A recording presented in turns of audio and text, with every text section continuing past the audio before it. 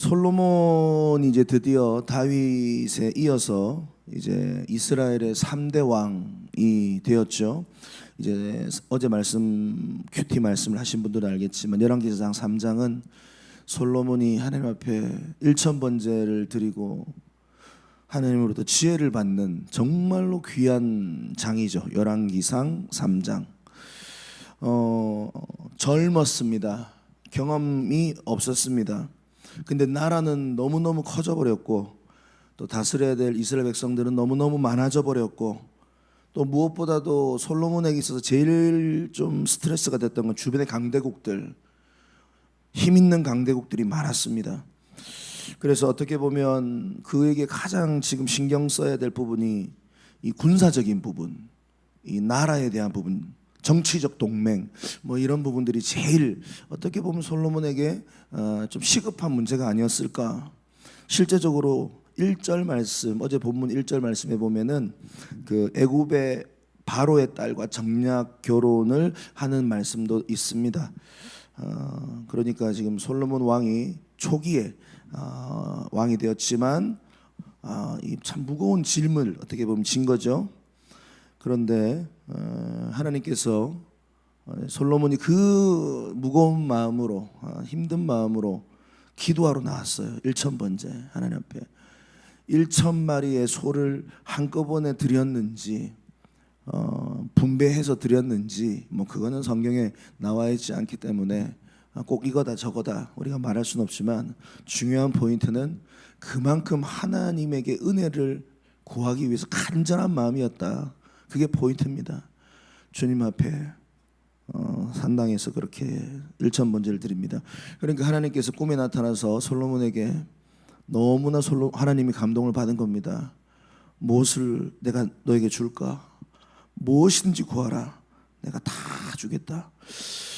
그런데 솔로몬은 이제 제가 생각할 때는 다른 건 몰라도 뭐 돈, 뭐 장수 이런 거는 별로 군사적인 어떤 부분, 정치적인 부분, 군사력에 관한 부분 이런 부분은 충분히 구할 수 있었을 건데 그것이 아닙니다.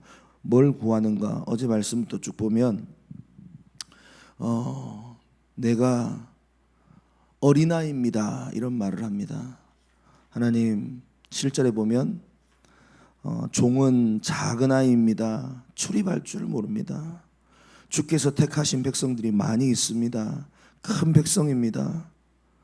9절에 보면 누가 이 많은 백성을 재판할 수 있겠습니까? 듣는 마음을 주십시오. 이렇게 하나님 앞에 요청을 하고 있는 겁니다. 여기서 참 하나님의 마음에 쏙 들었던 게 뭐냐면 솔로몬이요 자신의 어린아이라고 말한 이 부분이에요. 솔로몬은 자기가 스스로 대단한 사람이라고 생각하지 않았어요. 나는 작은 아이라 출입할 줄도 모릅니다. 이게 무슨 말이에요? 뭐 진짜로 뭐 베이비라서 뭐 이렇게 문을 못 찾는다 이 말이에요? 내가 부족하다 이 말을 한 겁니다. 하나님, 저는 지혜도 부족하고요. 저는 능력도 부족합니다. 이 자리, 이 무거운 힘겨운 자리를 나는 감당할 능력이 없습니다. 주님밖에 없습니다. 하나님이 참 좋아하는 사람은요 겸손한 사람이다. 성경을 아무리 읽어봐도 하나님이 딱 좋아하는 포인트가 있어요.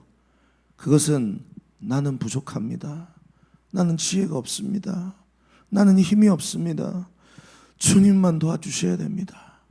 그 사람에게 하나님은 은혜를 주시고 지혜를 주시고 피할 길을 내어주시고. 근데 대부분의 많은 사람들이 실패하는 이유가 뭐냐면 자신이 모른다는 사실을 잘 몰라요. 조금만 알면 내가 알아 이렇게 되더라고요. 내가 성경을 조금만 알고 공부하면 내가 성경을 다 아는 것처럼 생각을 해요. 그래서 자신의 소견에 옳은 대로 그냥 하나님의 뜻보다 앞서서 행동하죠. 돈이 조금만 생기면 마치 자기가 어마어마한 능력이 있는 것처럼 헷갈리고 조금 높은 지위에 올라가면 또 자기가 어마어마한 사람인 줄로 생각을 하고 행동을 하더라는 겁니다. 그런데 하나님 앞에 쓰임받은 사람들의 특징은 뭐냐면 자신의 부족함을 알았던 사람들, 늘 겸손했던 사람들. 주님, 나는 작은 아이입니다. 솔로몬이 얼마나 그 당시도 상당히 영민한 사람이었습니다. 똑똑한 사람이었습니다. 근데 겸손하게 하나님의 은혜를 구했어요.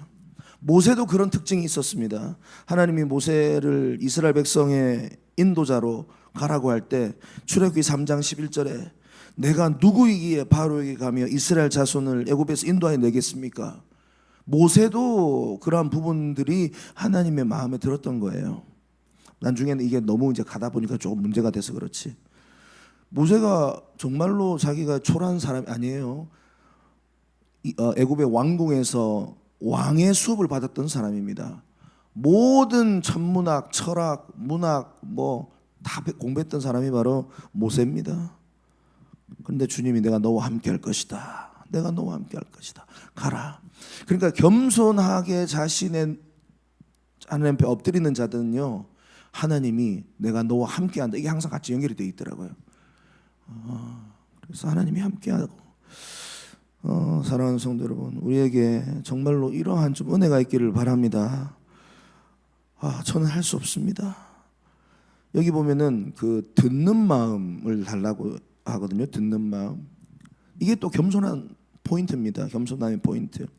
첫 번째는 저번에도 말씀을 드렸지만 먼저는 하나님의 말씀을 듣겠다 이 말이에요. 뭔가 이 백성들을 다스리고 이끌어가는 데 있어서 하나님 말씀해 주세요. 하나님의 말씀을, 그리고 백성들의 이야기도 듣게 해주세요. 이 두 가지 같이 들어있는, 이 듣는 마음에는 하나님의 말씀을 먼저 들어서 기준을 세우고, 그리고 백성들로부터 이야기를 들어서 옳고 그름을 잘 판단할 수 있는 지혜로운 사람이 되게 해주세요.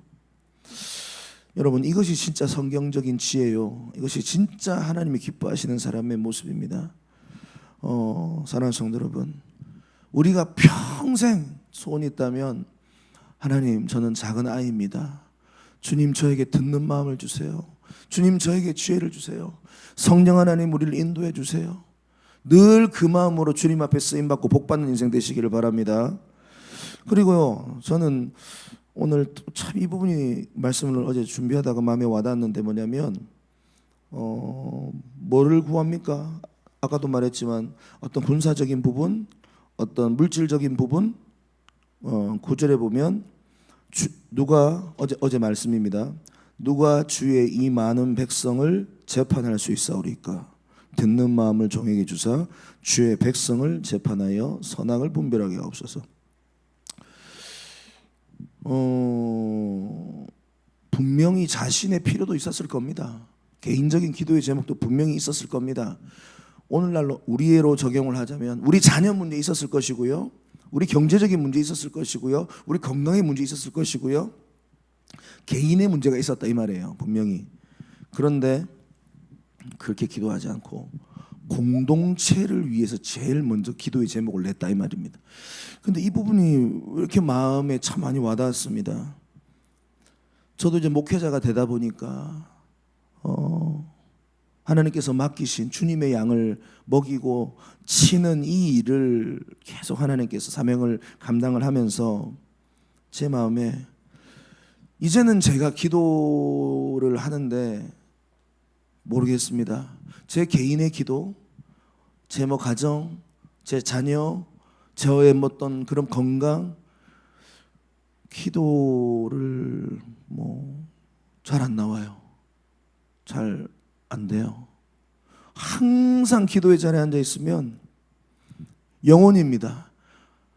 솔로몬에게는 맡기신 이스라엘 백성들, 저에게는 맡긴 영혼들, 이 영혼이 어떻게든지 하나님이 기뻐하시는 길로 갈 수만 있게 내가 할 수만 있다면 항상 그 일로 기도를 하고 있더라고요. 어느 순간에 보니까 여러분, 저는 이게 진짜 리더의 길이라고 저는 생각을 합니다. 그리고 너무 감사한 건 여러분들을 다 리더들이네요. 보니까 여러분들도 마찬가지예요. 보니까 여러분들이 개인의 기도의 제목을 가지고 물론 하실 수 있죠. 하지 말라는 거 아닙니다. 하십시오. 근데 하나님의 마음으로 우리가 충만하고 성령에 충만하면요, 성령님께서 우리의 기도의 방향을 좀 바꾸세요. 공동체를 위하여 나에게 맡겨진 영혼들, 이 영혼들이 하나님께서 기뻐하시는 길로 가게 하는 것이 소원이구나. 그래서 우리 셀리더분들, 직분자분들, 여러분, 정말로 내가 기도를 하는데 계속 공동체 유익을 위해서 기도하고 있다, 그럼 바른 방향으로 가고 있다고 저는 생각을 합니다. 정말 하나님 그 기뻐하시더라고요.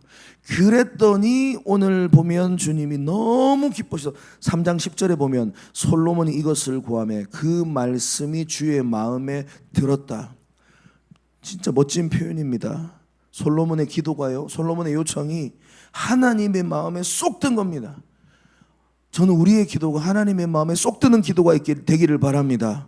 얼마나 기뻤는가. 11절에 네가 너의 장수를 위하여 구하지도 않고 부를 위하여 구하지도 않고 원수 생명을 또 구하지 않고 송사를 듣고 분별하는 지혜를 구했으니 12절에 전무후무한 지혜로운 왕이 될 것이다.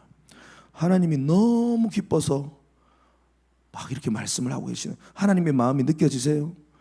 13절부터 보면은, 근데 더 놀라운 건 13절, 구하지도 아니한 부귀, 영광, 어떤 권력, 힘, 하나님께서 13절에 보면 다 주겠다 이렇게 말씀을 합니다. 이게 우리 하나님이에요. 그러니까 하나님은 우리에게 뭐가 필요한지를 사실은 다 알고 계셔요.